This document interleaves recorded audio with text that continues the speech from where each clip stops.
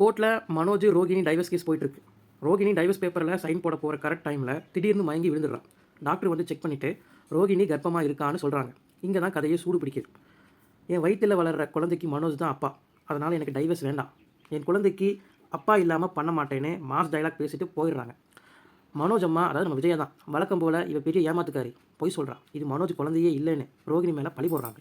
மனோஜ் மீதி எல்லாரும் கேட்குறப்ப எனக்கும் அதுக்கும் எந்த சம்மந்தமும் இல்லை, அவள் பொய் சொல்கிறான்னு சாதிக்கிறான். ஆனால் மனசுக்குள்ளே செம பயம். ஏன்னா ஆல்ரெடி கனகாங்கிற பொண்ணை கல்யாணம் பண்ணி வச்சுருக்கான். இப்போ ரோகிணி உண்மையிலே கர்ப்பமாக இருக்கிறதுனால மாட்டிய போகிறோன்னு எலி பொறியில் மாட்டின மாதிரி முடிச்சிட்ருக்கான். ரோகிணி அவங்க அம்மா கிட்ட போய் மனோஜ் கடைக்கு வந்தப்போ நடந்த விஷயத்த சொல்லி, இது மனோஜ் குழந்தை தான், நான் அவனை விட்டு பிரிய மாட்டேன்னு அழுகிறான். கடைசியாக டிஎன்ஏ டெஸ்ட் எடுத்தால் உண்மை தெரிஞ்சிடும், இதில் மனோஜ் தப்பிக்க முடியாதுங்கிற மாதிரி வழக்கறிஞர் சொல்லிட்டு போக மனோஜ் மொத்தமாக லாக் ஆகி நிற்கிறான். இதுதான் இன்றைக்கி நடந்தது. மீதி இருக்கிறத நாளைக்கு இதே மாதிரி ஷார்ட்டாக பார்ப்போம். சப்ஸ்கிரைப் பண்ணி வச்சுக்கோங்க. நன்றி.